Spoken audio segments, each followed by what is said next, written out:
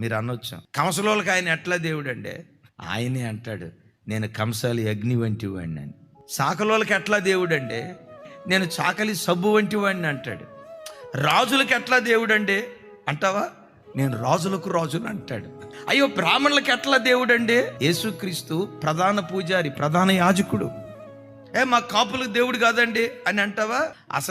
అసలు నంబర్ 1 కాపు యేసుక్రీస్తు వారు అంటాడు కదా, నేను నాటిన ద్రాక్ష తోటను దివారాత్రులు కాపాడుచున్నాను, కాపు కాయుచున్నాను. కాపులు ఆయన.